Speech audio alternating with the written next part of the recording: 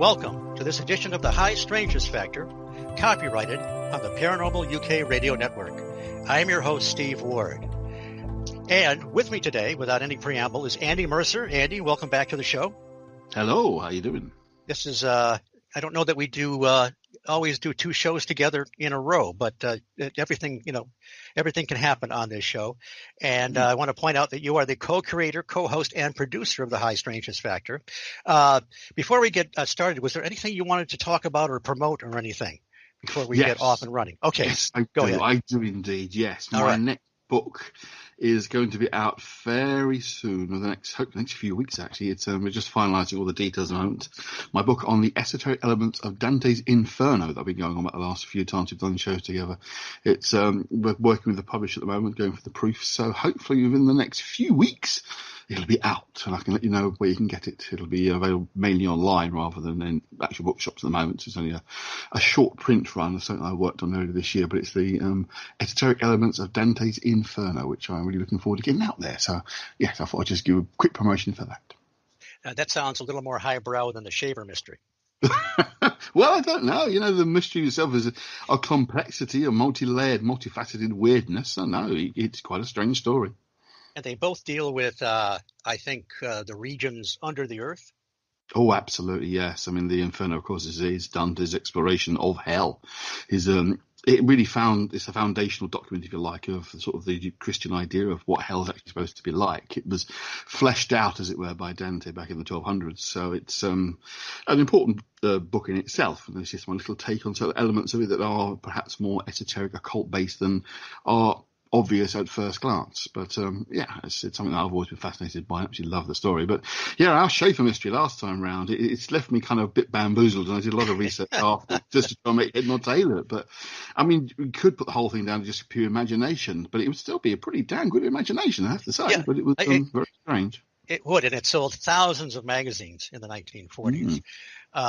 Also, I want to direct people to in the past episodes of the High Strangeness Factor.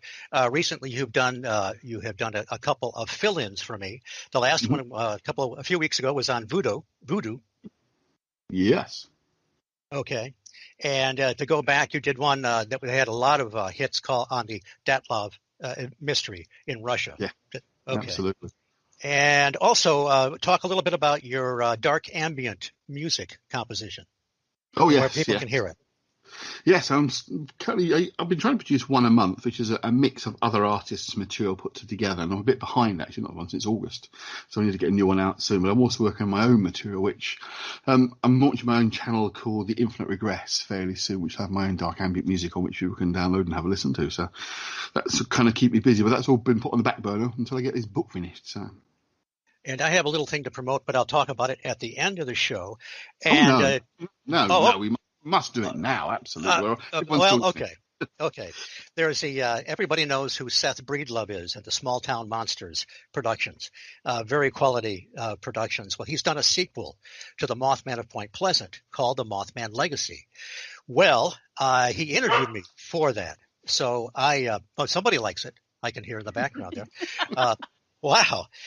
Sorry. That's quite all right. It was perfectly timed. But I'm one of the talking heads that you'll see spaced throughout the production, and talking about Mothman and John Keel and so forth. It was Seth Breedlove that interviewed me for about an hour, so you'll see a few snippets of that. And the only thing I will say about my performance is that the lighting was phenomenal.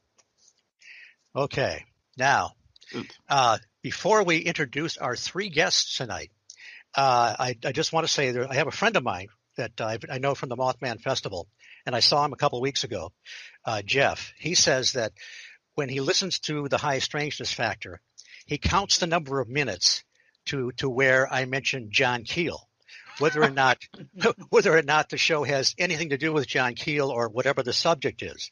And he said it would make a great drinking game to take a swig every time Keel is mentioned. And of course, our friend Zelia Edgar, who's been on this show, would be the same way. So I want to warn people, if you happen to be playing that game tonight, you're going to be snockered in about 5 minutes. So you may want to pace yourself.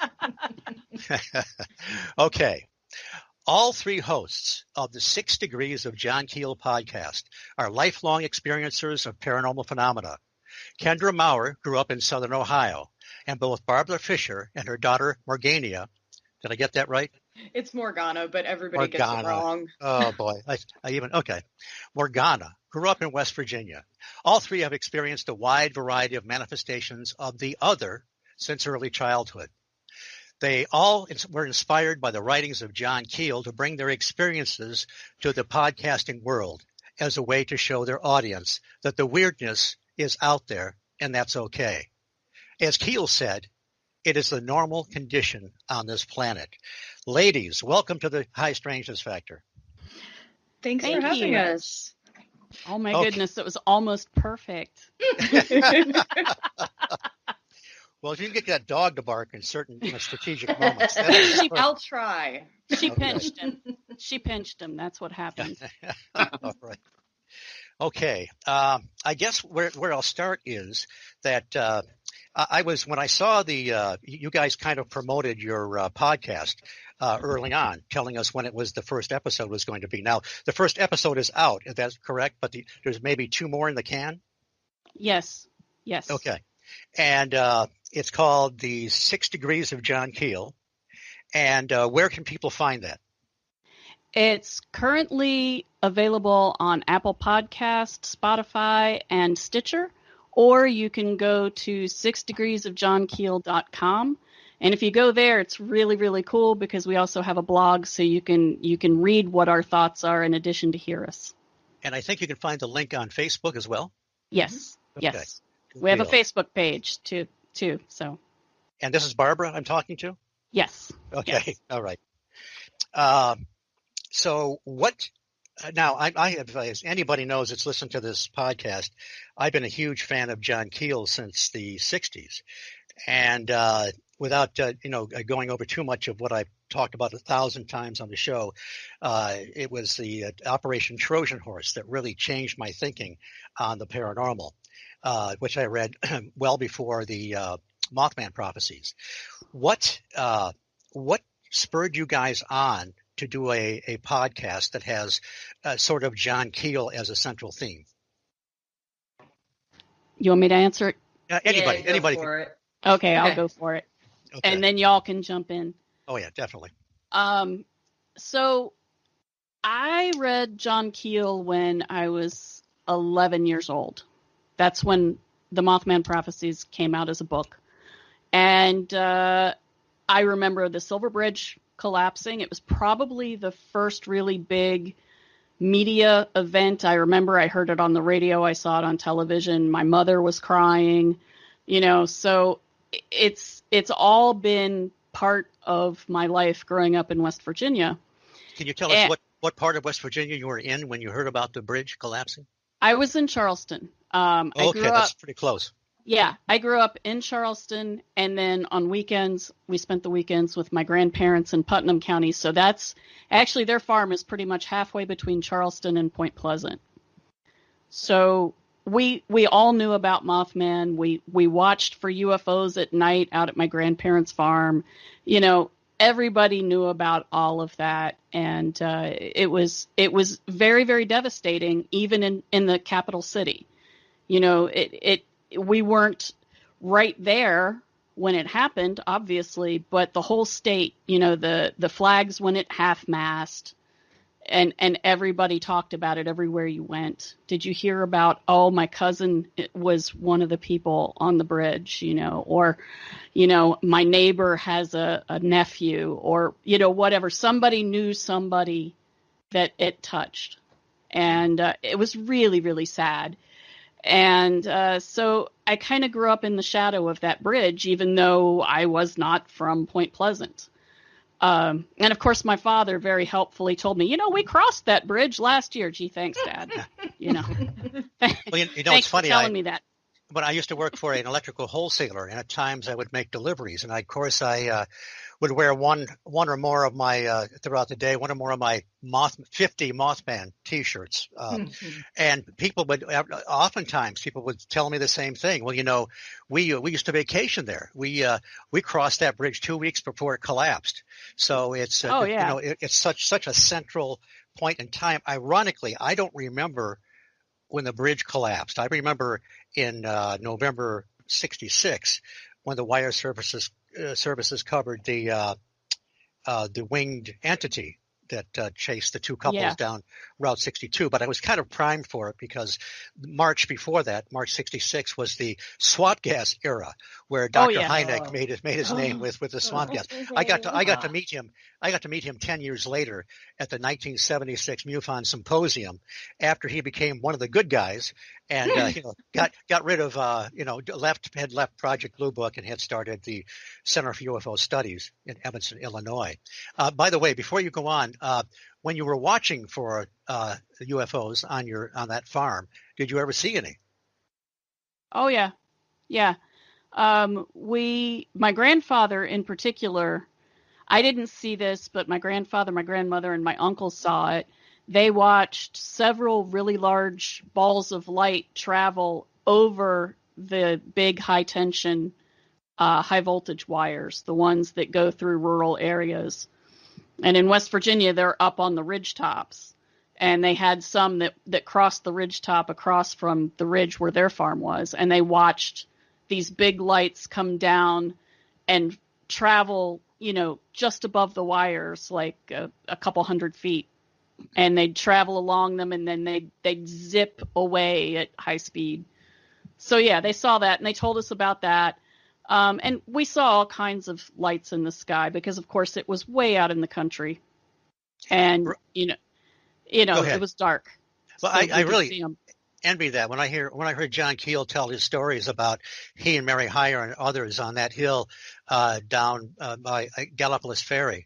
And in fact, I think we actually found that hill. Now Keel was very careful about the way he would obscure certain places to keep people like me from going out snooping around. But two of my friends, John and Tim Frick, that they fly the Mothman during the Mothman hayride during the Mothman festival, and they portray the Men in Black by day. But they contacted a lady that's mentioned in one of Jeff Wamsley's books. Of course, Jeff Wamsley, the co-creator of the Mothman festival and the museum. The museum. He created the co-creator of the museum. He mentioned there's a lady in one of his books that kind of gives a hint. So they went and talked to her, and so we found it's if you go down to Gallipolis Ferry down Route 2 and follow the river, and then you go in on Crab Creek Road. And then you go down a few miles and you turn left on Horselick Road. And then I'm not going to go any further in case I'm going to have people trespassing. But you go down a ways, there's this dirt road that kind of goes up a hill, and part of it's wearing away. I mean, one night we went up there and we're backing up in this guy's van we call the Frickmobile, and good Lord, we almost had a bad ending there. But anyway, it's possible. I think that's one of the areas that where they went up there to see this. Before we go on with that, now, so was the Mothman Prophecies book, was that the first thing you had read by Keel? Yes. Okay. Yes, absolutely. And what about the other ladies? What was your first introduction to John Keel, and how did you look at that? How did you process that? Well, this is Kendra. Okay. So for me, back in the mid-'90s, I was living in Zaleski State Forest, which is outside of Athens near Lake Hope State Park. Driving home one night, I saw a Mothman, and it was the single most terrifying event of my life. And what can you pinpoint the time period? The year? Or? It would have been... Just roughly is fine. It would have been early autumn. About September. Yeah, it was around September. And but what year? 94. 94. Okay. 94 or 95. I think it was 94, but it may have been 95. No, it's 94 because I was working at the CCC camp. So That's right. So tell us your experience. Do you want the whole story? well, whatever you want. You can shorten it or however. I want to know what Mothman looked like. Oh, so I'll just tell the whole story. So I had wrecked my car at one point in the state forest, and a housemate of mine from Athens was driving me in and out of the Civilian Conservation Corps camp so I could go to karate. And this was on a night that it was a Wednesday night, actually, and he was driving me home from karate. And we were just chatting in the car, as we often did. And at some point, as we're going, we had passed Lake Hope, and there's a fork in the road, and part of the road goes off into, gravel roads, which beyond that is Moonville, which is a ghost town. And then the right curve takes you up to the conservation camp. So as we're approaching this split, there's a yellow diamond-shaped sign with a curve on it. And as we're approaching, I can remember hearing myself saying his name, my friend's name, over and over, but it was like it was muffled. Like it's like hearing myself now with the earphones on, where I don't quite hear myself clearly. And finally he said, "Yeah, I see it." And he skidded the car off to the right to head off into camp. And it was huge because it covered this yellow diamond sign. And it looks like a three-dimensional shadow with bright, like deep red eyes.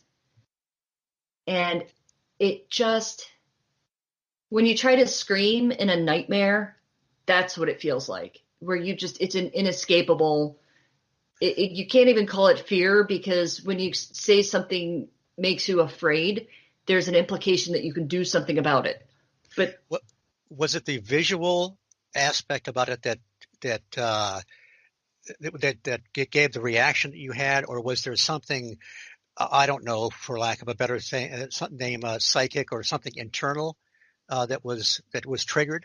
I think it's more than visual, because it was all encompassing. You see something that doesn't make sense, and your mind tries to arrange it to make sense of it before you really start reacting to it. But this was very much everything happened together. There was no, I see something, it makes me afraid. It was like all hands on deck with sensory reaction. Does that make sense? Yes. Yeah. And now let's see. Now, how do you ladies know each other? Did you know Barbara when you had your sighting? Yes. Yeah, we had known each other for 2 or 3 years at that point. And had you talked about things like John Keel? Did you know about the Mothman prior to that or anything? I did. I don't know that she and I ever spoke specifically about Mothman, and it was nothing that really entered. It's not like I was a fan or I was really into that kind of thing. So it's not like it was something on the forefront or, that I'd be looking for. It just, I think I saw tabloids now and again, back in the early 90s when everything had Mothman on it, I guess. There's a fire. Look, he's in the smoke kind of thing. Right. Well, yeah, there was that igloo that blew up. Yes. Remember, right. Yes. 2011? That was the igloo I'm talking about. It's one of the places where they used to store dynamite for at the TNT area, just for people that don't know. And I was my friends John and Tim were down there that night. That thing blew its top, and they were even on that road, that same road. Lord! But they weren't as far. Well, they weren't. They were. It's a long, funny story, but they had one of them had eaten too much greasy pizza. So they retired early. These guys were out into the TNT area like 2 a.m. So they retired early, went back to the Low Hotel, and the next morning Rush, the one of the proprietors, woke him up and said, "Guess what happened last night?"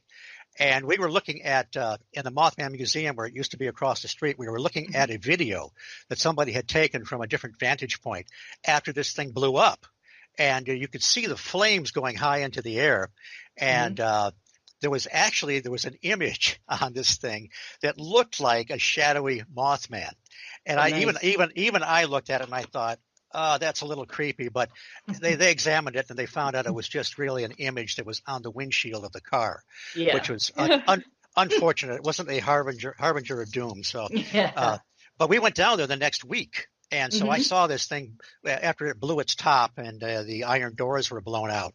And I was just down there again a few weeks ago. So it's really looks pretty cool. It looks like the dome in the Time Machine, that the 1960s version with Rod Taylor. Yeah, it looks like you're off in the future and there are Morlocks hiding at the in the shadows. Okay, so actually you had an experience. I mean, a real experience with the, and you would definitely call it Mothman the way it looked, and not something else. Yeah. Well, go ahead. You didn't tell me about it when it happened, because she wouldn't talk about it.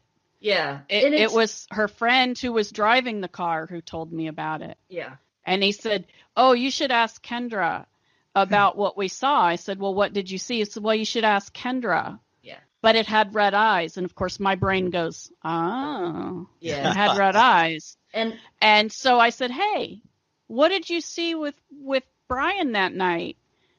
Well, you could tell the rest, because you were having none of it. I pretty much, I have it in my head that if you think about something and you talk about something, you're inviting it in. So at that point, I'm like, nothing. I saw nothing. I want nothing to do with nothing. Nothing happened. I'm going to go back to camp. I'm going to sleep under my bed, and I'm going to be fine. So it wasn't till there was a show on the Sci-Fi Channel where they talked about Mothman. It was 15 years ago, maybe a little more. But I was watching it, and kind of they did this rendition that it threw me, and I just sat down and I'm watching, and I'm like, that really reminds me of what I saw. And I thought, well, but I was nowhere near Point Pleasant. There's no way it could possibly be that. And then the image they showed was the Athens Messenger, where it was first reported. I'm like, oh, come on. So after that, I started kind of embracing it a little bit and talking a little bit more about it. But it took a while for me to be okay with it. Well, I can understand that. Yeah. And the third lady, whose name I keep murdering here. It's okay. Seriously, nobody says it right, ever. Well, say it one more time for me. Morganna. If you're English, it's a lot easier. Morganna is just rolls off the tongue. Yes, that's good. I'm just going to refer to Andy every time. Either that, I'm going to resort to your pseudonym. So either way, okay. But for you, what was your path to come to this this podcast and to be starting to learn about John Keel's research? Well, Barbara's my mother. And we come from an odd family where pretty much my entire family has seen something weird or has a story about weird stuff. And so I started seeing strange things really young. And at first I didn't talk about it a ton, like I did with my grandfather, but one set of grandparents lived in a very haunted house. And so that was normal to talk about there were ghosts in the house. They're like, oh yeah, you saw, the little old lady who lives in the attic. Don't worry. And then I started to get really curious about it around 10, 11, and 12. And my mom, I didn't realize you first read the Mothman Prophecies at 11. And now I'm like, maybe that's why you gave me that book as a young child. Yes. Which promptly gave me like both nightmares and this lifelong fascination. So no Nancy Drew, just the terrifying reality of the Mothman. Okay. No, she also read me Edgar Allan Poe when I was a baby. Okay. So Oh my God. Well, you didn't have a chance, kid. Okay. I so- didn't. Okay. Tennyson too. Yes, you did. read Tennyson was nice. okay, I mean, until okay. the end. Idols of the King Yeah, until he parts died. of Tennyson are nice. Yeah. Until King Arthur gets stabbed, but other than that. Well, I The want to lady say. of Shalott dies in a boat.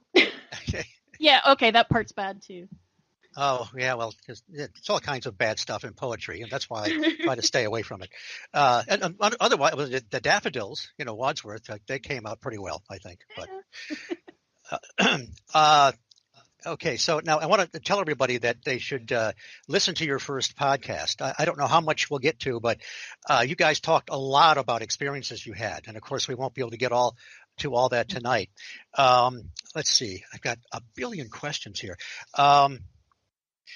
Is there anything so far that you would like to bring up that I haven't talked about yet?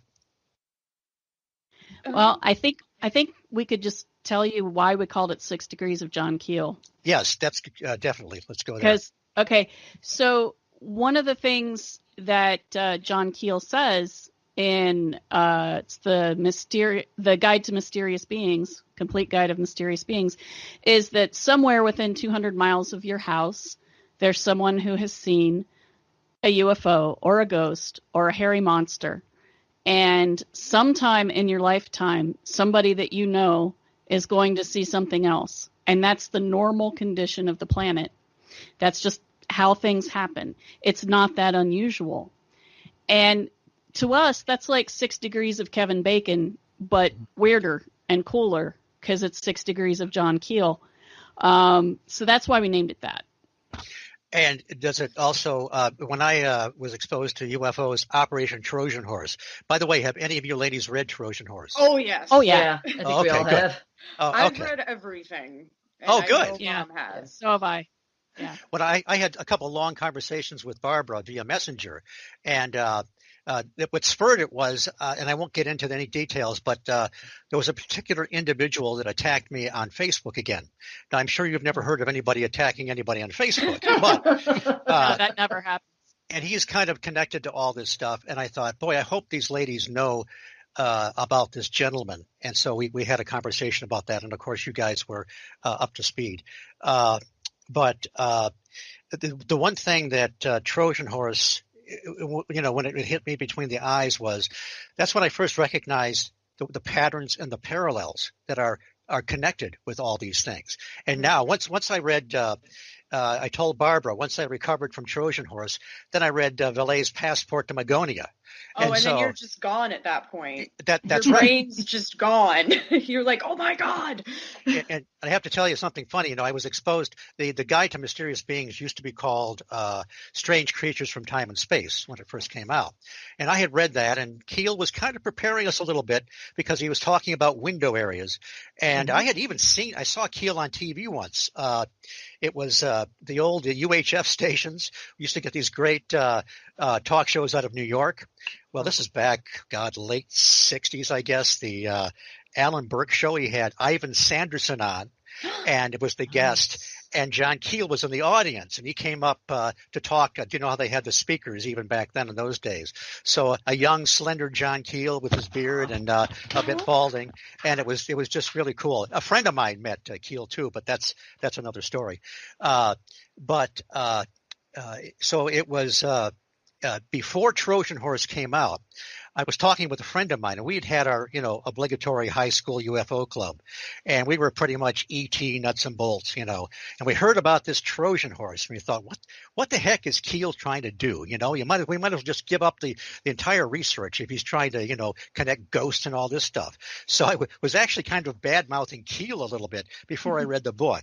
So then once I read the book, you get pulled in. His arguments are sound. By the way, Andy, are you still there? Oh yes, I'm very much here. Good.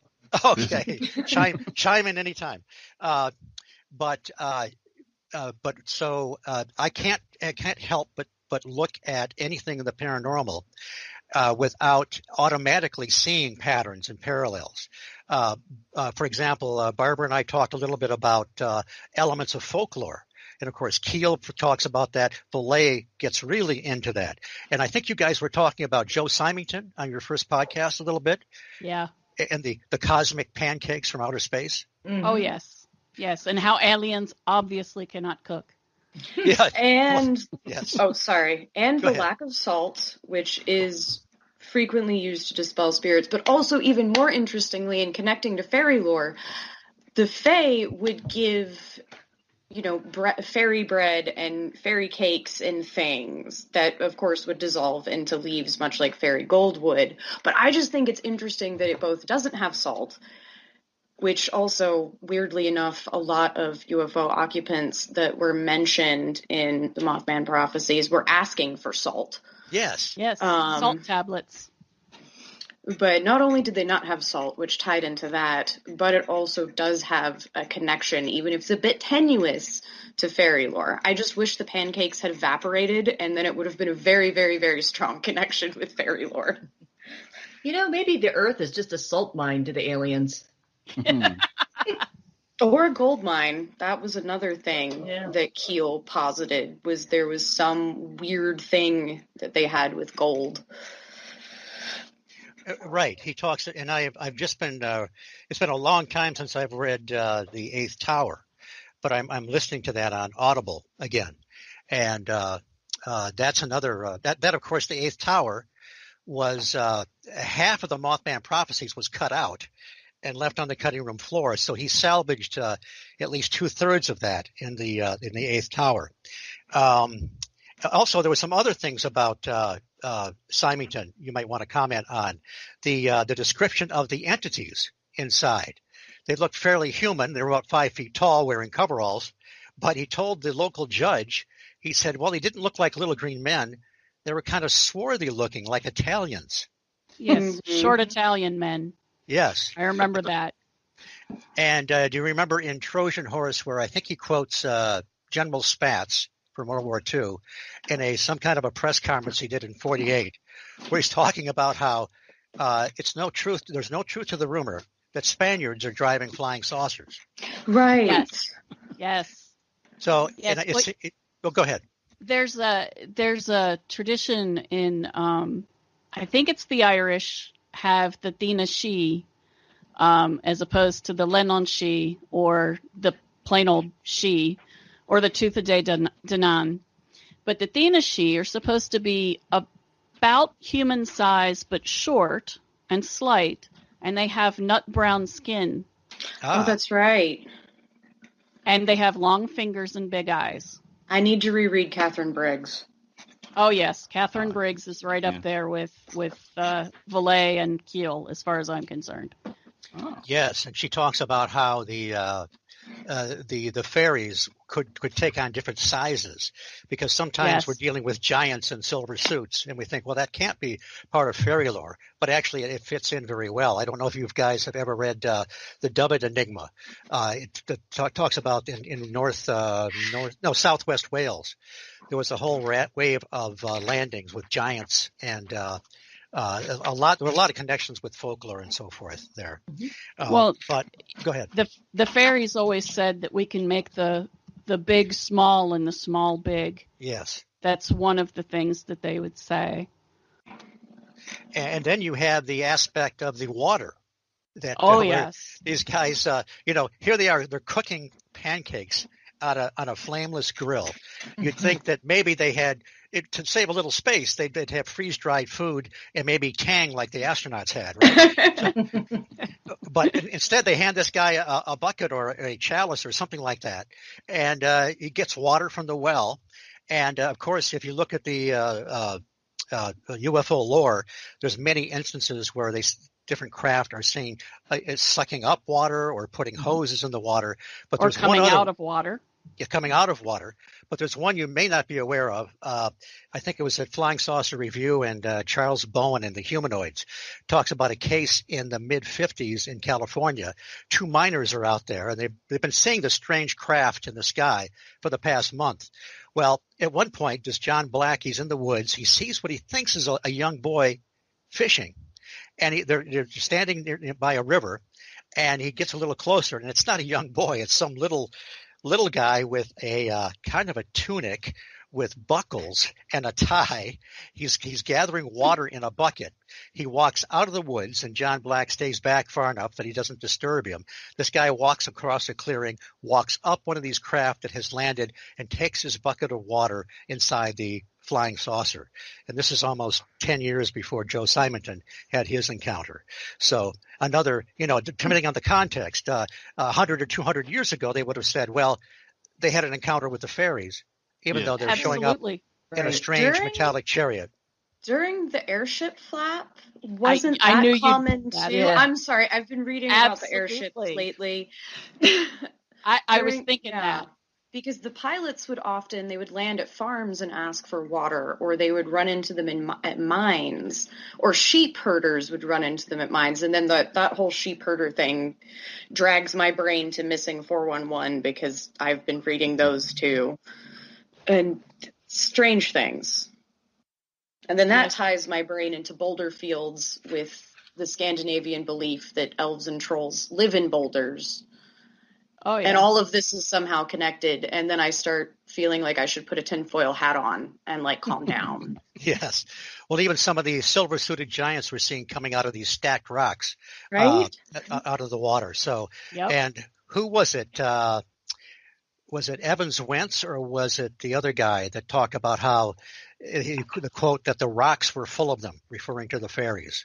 Yes. That is actually, it's the other one who was it was the one who was a seer, not Robert Kirk, but the one from early in this century. But it came out around the same time as Evans Wentz, and it's on the tip of my tongue. And I'll think of it at 3 a.m, and I promise not to call you and tell you.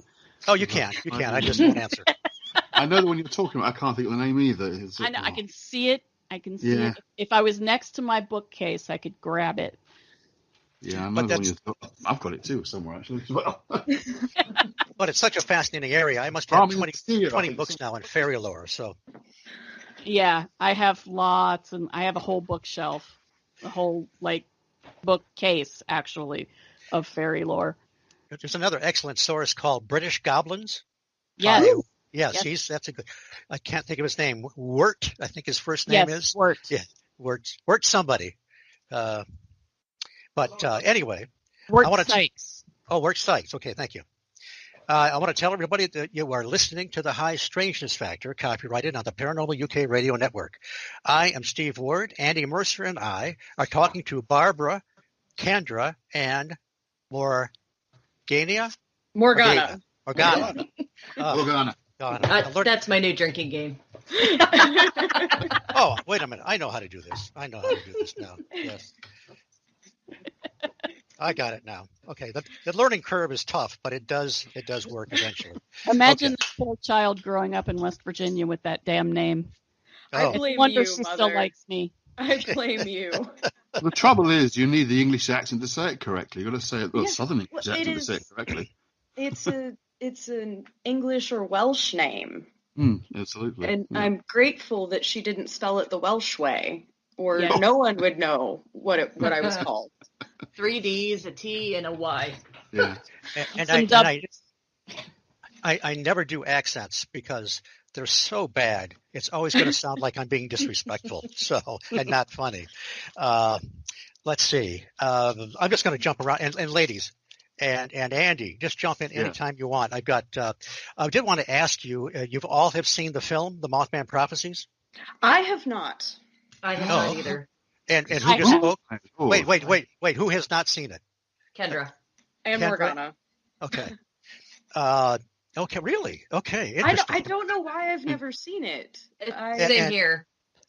Well, so Barbara, what was your impression? What was your initial impression, and does it still hold? My first impression on watching it was very fascinating to see John Keel split into 2 people, because the main character played by Richard Gere is obviously supposed to be John Keel. He's from New York. He's a journalist. He's comes into this small town and there's a mystery. But then he also goes and visits this researcher named Leek, And Leek is played by one of my favorite character actors, and I was like, oh, that's cool. And that was interesting. I was like, wow, they just split him into two. Fascinating. Yes. Spelled Well, his Alan, name backwards. And spelled his Yes. name backwards, because that's not, obvious.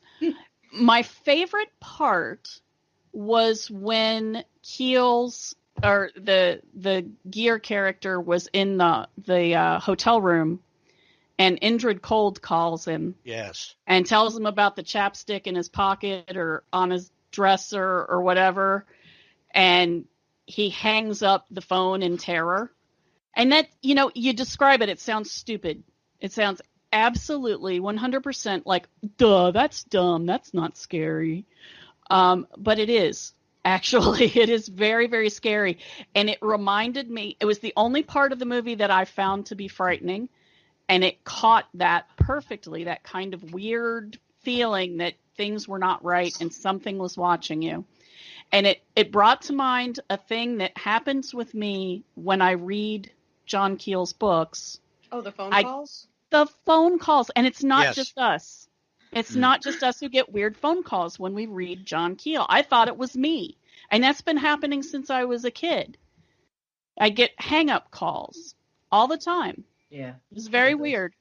Same. Very, very weird. That's really interesting. I have a friend in Britain, and she finally started reading something other than Mothman. She'd only read Mothman, and she decided to read, because I told her The Eighth Tower was my favorite.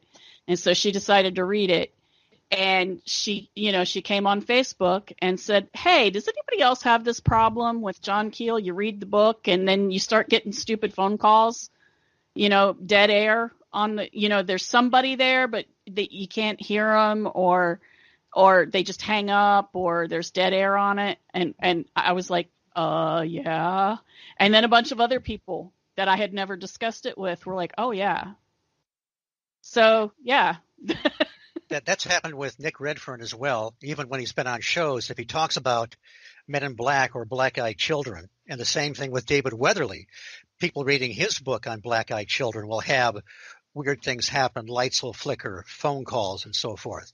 So there's really something going on there. Redfern documents a lot of that in his book called Black Diary. And he also says some very good things about John Keel there, which he praises John Keel. But Steve, what's that? Why has it never happened to you? Well, because I think I told Barbara briefly in our conversation that the only thing that happened to me that was really weird was the night I decided to go out into the TNT area alone one night. My friends had gone home. And, I know, right? Oh my God. And it was well, see, it's the locals go out there and they fish and they get camp and everything. It's no big deal. But for somebody that doesn't live there and has all the mythos of the Mothman and all I've spoken to about 6 of the original witnesses. So there's something happened there. So all I did is walk in. I'm playing paranormal investigator. I've got my flashlight. I've got my recorder duct taped to it. I've got my camera. I didn't have my night vision goggles back then. And it was loud because it was end of May, and the frogs and the bugs and everything it was almost deafening. So I walked into one of the igloos and very bravely I looked around. Oh, good, another perfectly timed bark there. He's like, don't do that. Yes, I know. So like Lassie's warning me, don't go in the well. Okay, so He's and then very good about it. I drove back on Route 62, and I experienced a couple flashes of light, like a strobe, like a flash, and then another one. I don't know where it came from. And I stupidly didn't think about, well, where am I along the road that I can come back the next day? I did everything wrong. Anyway, to cut the story short, I went back to my motel across the river in Gallipolis. I opened the door, and the TV set turned on and started flipping through channels steadily. Mm-hmm. And I'm looking at this, and I'm thinking, pardon me, but this shit doesn't happen to me, okay? So I did what any intrepid, inquisitive paranormal investigator would have done, and I unplugged the damn TV set and went to bed. So, right? But then the next year, I'm in with a couple of my buddies, John and Tim. We're crammed in a room next to that one. The TV set turned on that night. The next day, two of us went into that same room. The TV set turned on. It's one of the older style TVs. And it turned on and then flipped through a couple stations. And we tried with the remote to see if we could get it to go, if there was some kind of, whatever. And then a few years later, in the room next to that one, in that corner, a bigger room, and two couples were in there that were there for the Mothman Festival. They had a modern TV. It was the sound would keep going down, so they'd keep cranking it up, and then the sound would blast, and they turn it down again. Then all of a sudden, a pop can flew off the one of the dressers or whatever there. So all in that same corner of the motel is, so if there was, if I brought back some kind of ancient spirit from the TNT area, he stayed there and he's still flipping channels and didn't come home with me, which is a good thing. But that's it. It is good. Yeah. I tell you. Yeah. See, I would get a new hotel room. That's I'd stay at a new place. Well, I haven't been there. It's a great place, by the way. I'll tell you guys. It's a clean, comfortable room, and they leave the light on for you. But it's not that particular brand. But I can't. A couple other minor things, but that's why. And I have been in the TNT area with people that are seeing and experiencing shadow people and having physical reactions and so forth. And me, I would take flesh-eating zombies to get a reaction out of me, I think. Aww. Do you think we could do the goo thing? Yeah. Yep. Tell them about the goo. I bet we could help. I kind of have this theory on just in general where everybody's surrounded by their own little electromagnetic field or goo, and each person, like each place that you visit and each thing that happens to you imprints on your goo, and then different people that you meet along the way, your goo is compatible and you get along and you just feel like, like with Barbara and I, we've always just known we were meant to be friends, and we've always just been attracted to each other in that way. So I think everybody experiences that. And I've often wondered that if, like, people who have a stronger, a thicker goo, if they like experience more things when they're together. And then I kind of wonder if people who don't experience, like you, if you hung out with a few of us that do experience, if that would heighten your ability to experience. I think it does. Bill Konkoleski, who runs Michigan MUFON, is an experiencer, and he's had many experiences.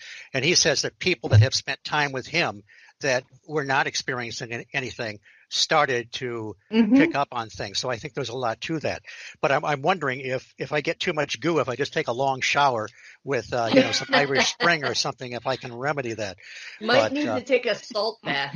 Yeah, that would maybe a cleanse. Yeah. Like a alchemical cleanse. Yeah. Well, see, I really screwed up because I might have even had some missing time when I came back to the motel, and I'm looking at the clock and I'm thinking, oh, I didn't lose any time. And then I thought back, I didn't write anything down. So that was a learning experience for me, that if I were to have anything else happen, you really need to try to be aware and document things so that you don't forget or you don't wonder what really happened. Yeah. Yeah. It's interesting with you talking about the TNT area. I saw a episode of some show. I don't even remember what it was. But Chip Coffey went to Paranormal the TNT State. area. Yeah, went to the TNT area. And I want to say my friend John Frick you see him very briefly in Yeah. that episode. And several months later, they had an event there in February 2009 called Return to Mothman. So I was there with Chip Coffey and the Paranormal State crew. It was a great time, but please go on with your story. Yeah, no, watching him walk into the igloo, Yes. he looks around and he's like, no. And he walked out. I'm like, he gets me. And that was my... You never see him do that. Yeah, that except was my that tipping episode. point where I'm like, okay. Somebody else, I just watched someone have the same reaction where it's just no. Remember, he said he picked up some kind of energy that he had never picked up before. Yeah. Yes. Well, Yeah. I was fortunate. Yes, Morganna and I saw that too. I would love to sit down with him sometime about that. Oh, listen, he's a really great guy. I was fortunate. We went out there. They sent buses out with. We get to go out with a celebrity, So I went out with Chip Coffey and oh, come on, the young lady's name, just Heather Taddy. And Yes, so Heather. and so we were out there, and he said the same thing. He's standing out in front of the igloo, and he says, I'm still picking up this strange energy that I've never felt before. And let me just tell you something else about him. There were a couple of other ladies there that were going to go out to for their particular time on the bus. And some other lady freaked them out. They said, "Oh, I don't want you to go out there. Demons will attach to you, and they'll." And they came from Waterford, Michigan, which is kind of west of Pontiac, and I would have told them that no self-respecting demon is going to go to Waterford, Michigan. But anyway, but they were freaked out, and they didn't go. Yeah. So John started talking to him, and then he told Chip Coffey about it, and he got a little bit perturbed that this lady laid all this fear on them. So he and John and I took those ladies out the next morning into the TNT area to show them that, there's nothing really to worry about here. Yeah. But he undertook that on himself to kind of put those ladies at ease. So he's a good guy. That's cool. Yeah. That's cool. Yeah. That's awesome. I really he had a camp or something where he was working with kids that I thought was pretty cool too. Yeah. That show, I remember that. Yeah, it was a show.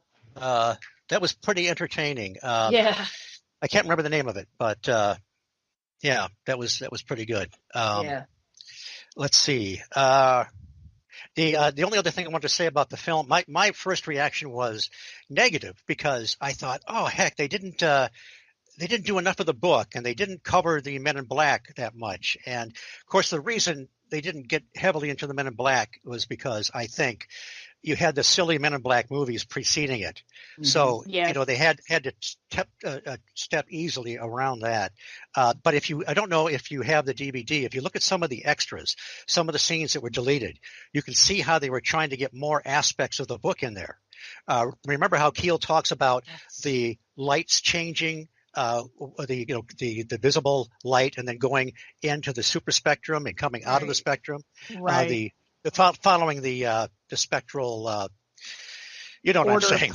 Yes, exactly. Well, they were going to do that in the film, but they never got that in the final cut. But now it's one of my favorite films. And also Richard Hatem, that wrote the screenplay, is interviewed on this Mothman Legacy, and he's really good.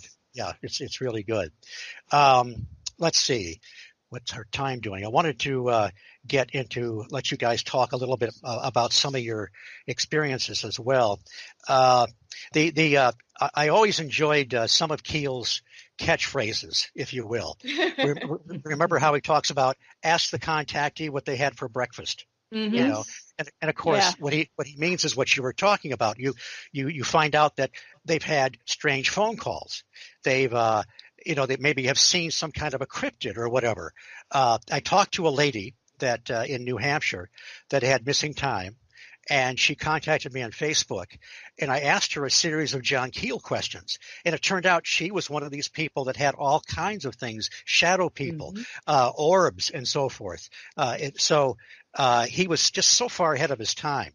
But anyway, would you guys like to talk a little bit about some of your experiences, because we haven't talked too much about that, and you spent a good deal of time of that on your original podcast. Who wants to go? I'd like to tell the story about when we were in that Zoom meeting. Yes. So, when we were talking about starting the podcast. We had a planning meeting for the podcast. Yes. And I'm up in my office, which is where I do most of my work. And I got this little weird static on my computer, and it happened again. And then on the third time, it very distinctly said, "I can't help it." And I'm like, "The heck?" She got a voice. Yeah. I'm like, "This is not okay."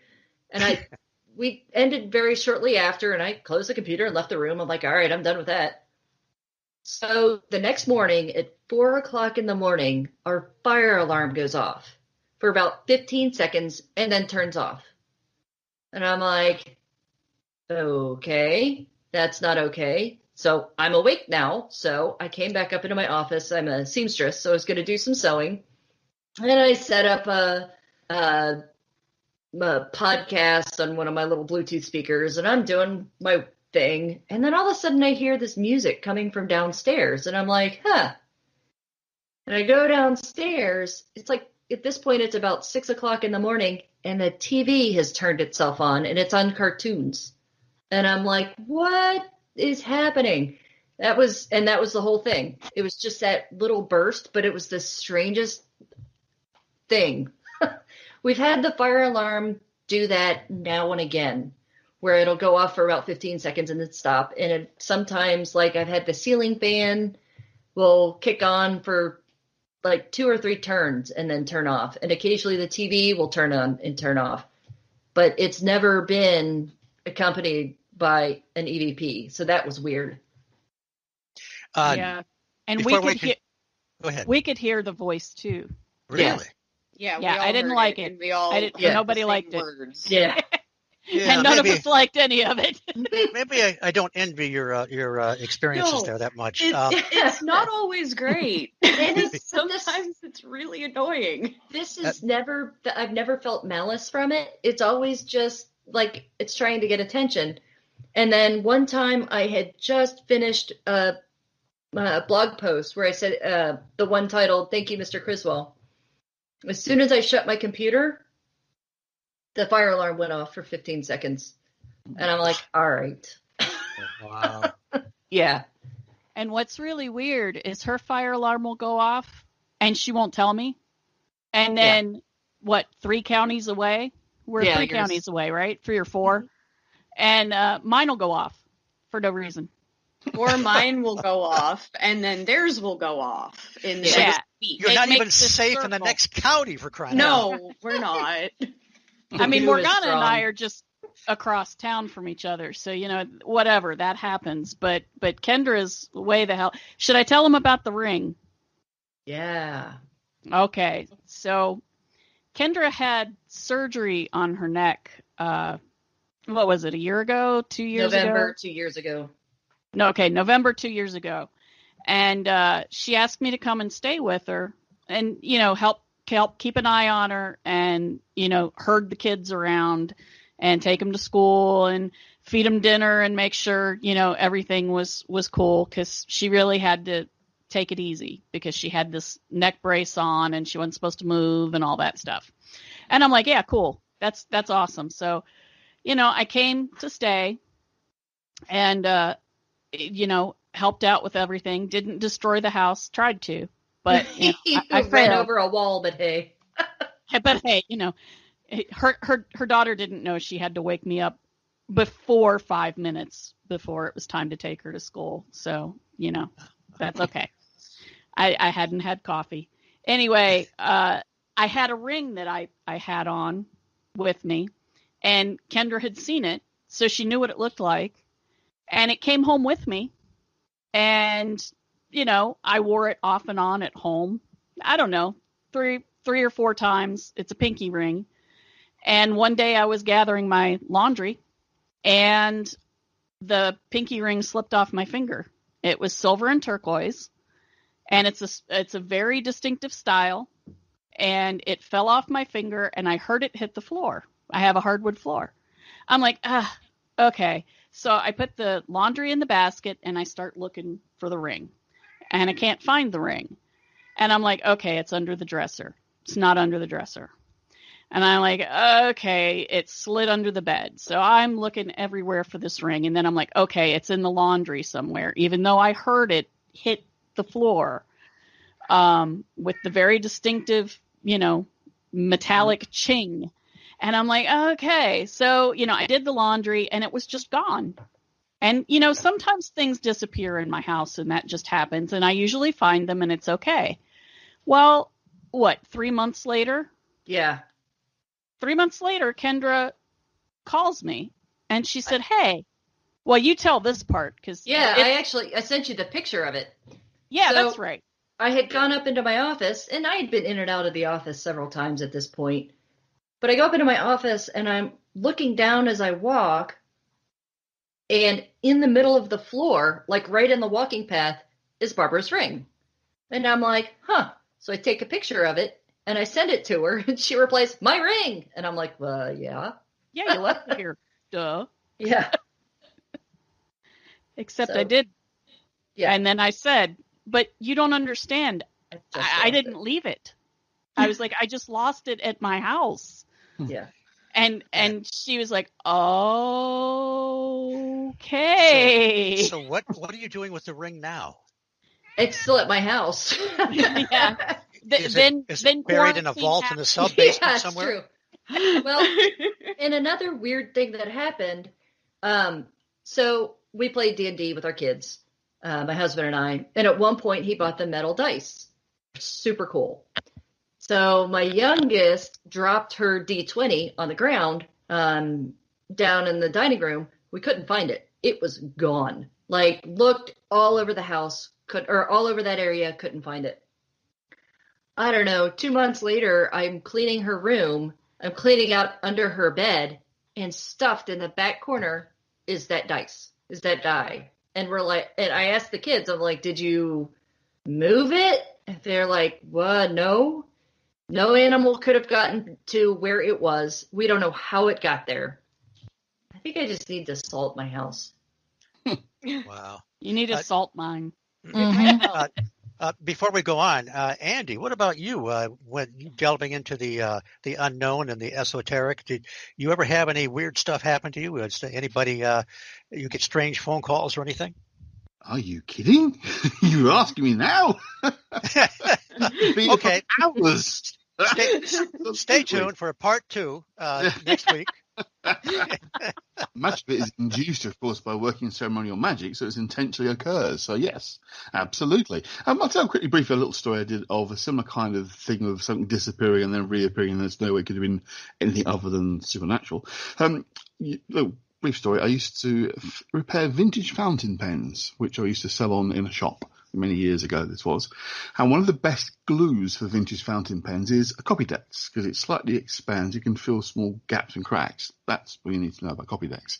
It's a glue. Tub is about the size of, I don't know, an orange, shall we say.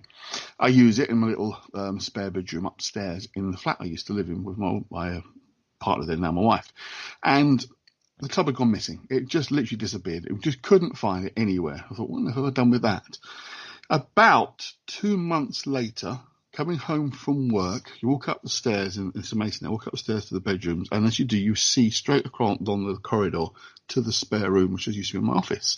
There, on the floor, in the middle of the office, literally in the middle of the office, on the floor, was a Copydex tub. There is no way on earth it would have just been dropped there by me and disappear for 2 months to reappear in the middle of I had to go and buy more because I needed the stuff for what I was doing. And literally, it was just there in the middle of the floor. So that was rather strange, to say the least. Yeah, it's just mad to say. But, I mean, I do sort of stuff that can cause stuff to happen, which happen. Kind of stuff you kind of feel around you rather than sort of physically see. But, yeah, I mean, I've had a lot of strange experiences. I mean, I've been involved in sort of paranormal investigating for 30 years, so I've had quite a few experiences over the years. I want to thank all of you, because now I don't have to blame my losing stuff all the time that I just set down on my own absent-mindedness. I can blame it on my delving into the unusual and unknown. So okay, well, that's good. Are there any other experiences now? So some of the stuff happened when you were initially thinking about creating this podcast. Oh yeah. That's wild.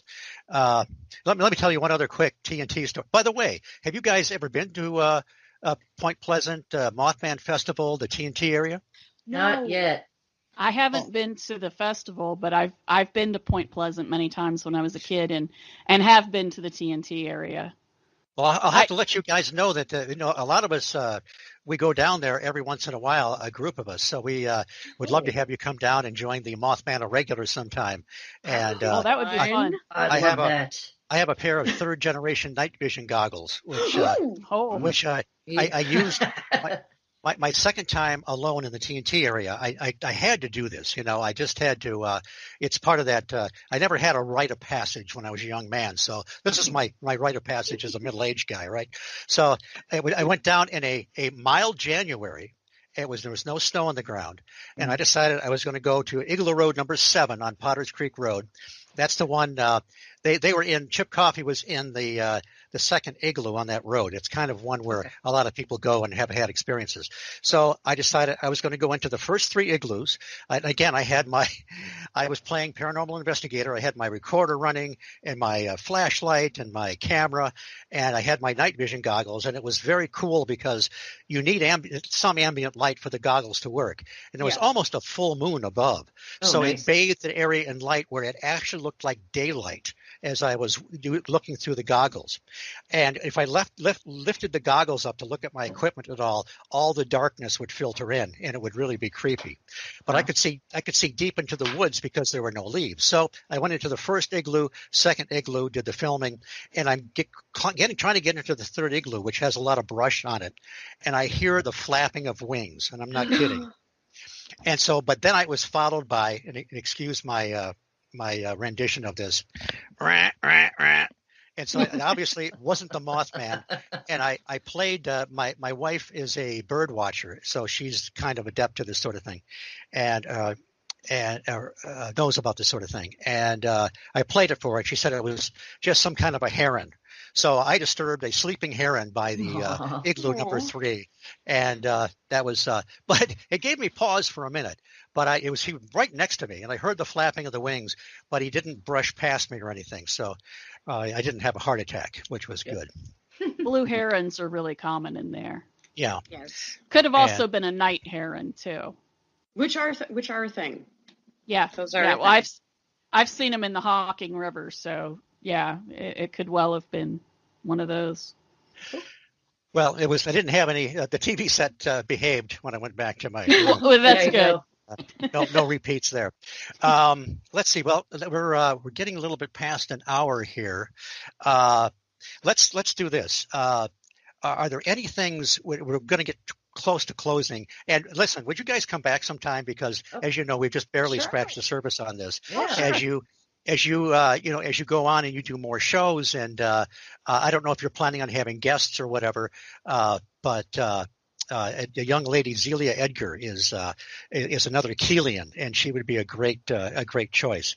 But so, is there? Are there any things you'd like to talk about before we start to wrap up? I want to bring up a very small experience of mine that was super Keelian. And it was such a brief little and wait thing. a minute, who's talking? This is Morganna. So okay, that's right. I got it down now. Morganna. I'm good Yay! now. So yeah, it's that learning curve.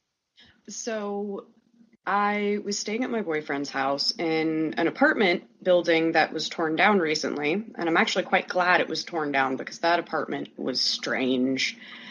And we were up late, being early 20-somethings. And he sat up in bed and he said, "Do you hear that baby crying?" And I have my eyes like almost popping out of my head because what I'm hearing is that super loud beeps being blasted, and he's hearing it as a baby crying, and I'm hearing beep, beep, beep, being like projected into his bedroom. And that bedroom was messed up anyway. That was the night terror bedroom. Yeah. We eventually moved the bed into the living room because neither of us could sleep in there anymore. We were having so many night terrors and so many hypnagogic hallucinations. Well, listen, that's fascinating. That's a connection because for those that don't know, John Keel chronicled all kinds, even including I think Linda Scarberry, where she was living in her trailer. They were getting this weird beeping noise, I think, outside the trailer. But a common aspect of poltergeist phenomena is that baby crying where there is no baby. But you guys were hearing two at different the same things. time two different things. I've never heard of that, and that's an important factor. Yeah, I felt like he was hearing whatever it was wanted to project, which was the sound of a baby, and I was somehow hearing the pure signal. Yes, that was being projected somehow. that makes a lot of sense. Yeah, That yeah. apartment was so messed up. She called me the next day and said, "Mom, listen to this. This is what happened." And I was like, "Oh, that's cool." And I was That's like, yeah, it's just cool now like- that the sun's up. Well, okay, yeah. I can't. Yeah, It's not cool that night. truth. Yeah, that's really, really fascinating. That's something that if you're going to write a book or an article or something like that, that really is an important piece. And if you'll allow me to quote that sometime, Sure. Joey Medee and I are slowly writing a book called Parallels and Patterns, a new paradigm for the examination of UFO paranormal phenomena, and that'd be perfect to include in it. So I will definitely write that up at some point then, Yeah, and of course go ahead. interview you a little more on it. What about anybody else like to add some final thoughts, and also if you want to add some final thoughts about Keel's legacy as well, whatever comes to mind. Well, I would say, Keel and Valet, probably those two, have done more to really shape the new ways of thinking that are being shown in the paranormal research world today. I think that there are new ways of looking at UFOs. Valet himself says that what we're dealing with is a non-human intelligence that manifests itself in many different ways. Mm-hmm. And there are a lot of new researchers who are really looking at every type of manifestation as being a possible link to this non-human intelligence. And I think that Keel and Valet, both of them, really, really, really helped shape the way that people think of these things. I agree 100%. And there was a period of time, even after the film, when Keel's legacy was being lost. The Mothman Prophecies was stayed in print, but in more recent years, we've got a lot of articles that have been reprinted, which is great. But it was funny because there was a big event that it used to, I think was it Philadelphia or Pittsburgh every year with a lot of the ghost people, but they were promoting that John Keel was going to be there. And I think that was a scam. I don't think Keel ever even agreed to do it, but I got all excited and I was going to make the pilgrimage to go see him. But there's a well-known talk show host that still, I'm not going to mention who it is, but he's talking about, so-and-so is going to be there and so-and-so. And he said, and there's this UFO researcher that's going to be there. I'm sorry, I don't know his name. And I thought, you don't know John Keel. I live and breathe John Keel since I bought the Mothman, even before I bought the Mothman Prophecies hardcover with the dust jacket off the shelf, So I thought, and it's just that, and there were some people that were after he died that were bad mouthing him, and I thought, so there was a dark period there, but that's why I'm so glad that your podcast, The 6 Degrees of John Keel, is out there. There's that. There's other shows like mine and Zelia's, and I should say like ours and Zelia's, and sorry, Andy. I'm still here. Getting too full of myself sometimes. It's your show. I did the editing. It's your show. And Brent Raines just wrote that great book on John Keel. So I don't know if you guys are familiar with that one. Yes. Oh, yeah. Okay. Dumb question. I'm sorry. I have to ask. As soon as I saw it was coming out, I bought 4 copies, and gave a bunch away. So, yeah. Well, I was privileged to introduce him at the Mothman Festival when he first promoted it. So that was very cool. I used to be the happy-go-lucky schlep that would go to the Mothman Festival, buy stuff, anything with Mothman on it, and go home with a grin on my face.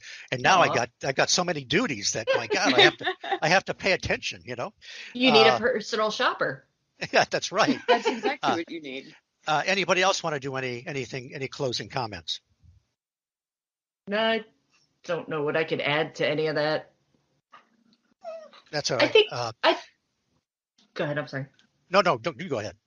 Oh, I I like that Keel kind of brought a lot of this to the forefront and in some ways made it okay to be an experiencer. And a lot of pioneers anywhere risk a lot by stepping forward and taking those first steps. And I appreciate those steps that he took so that the rest of us could follow. Well, if you go back in history, look at all the attacks he received because he had the audacity to question the nuts and bolts aspect, or to think that ghosts could be connected to, entities and so forth.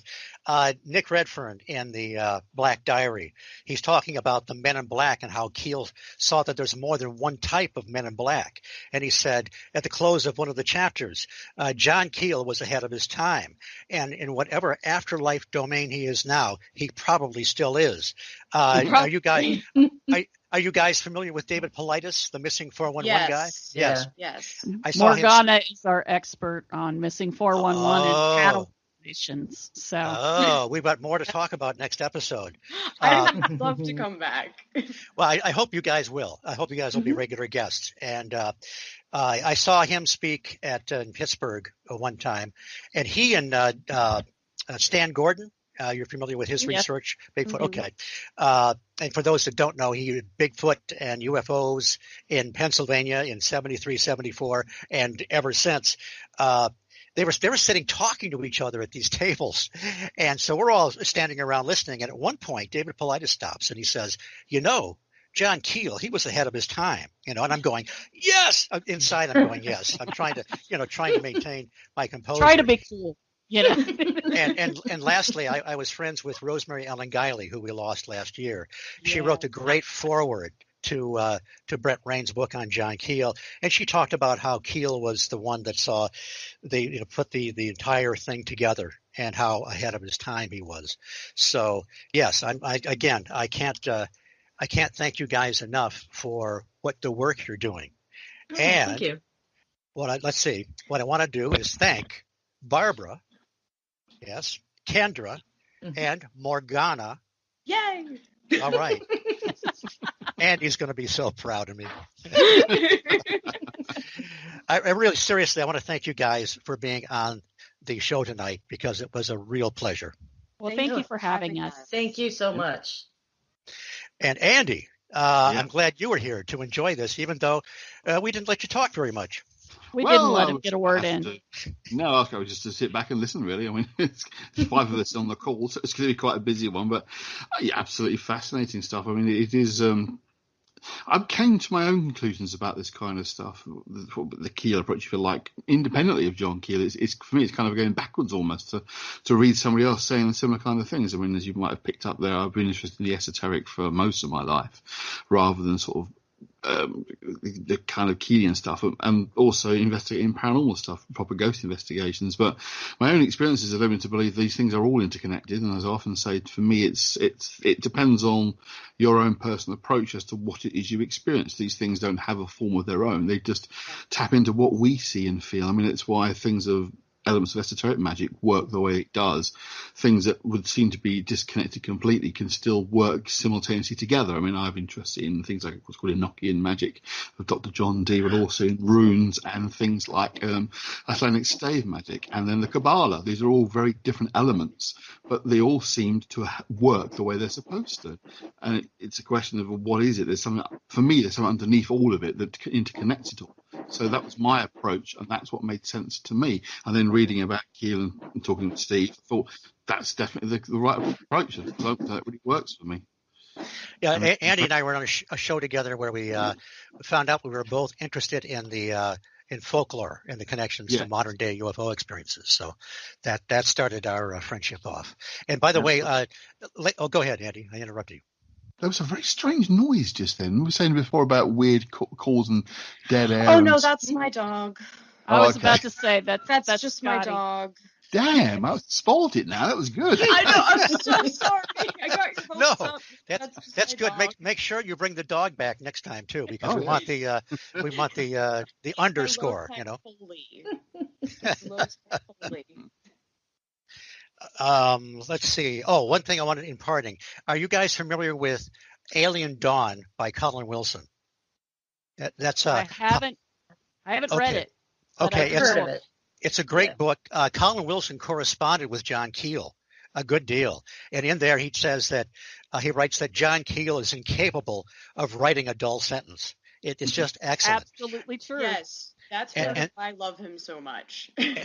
And then also in his book Mysteries, which is a huge book, but each chapter is kind of self-contained.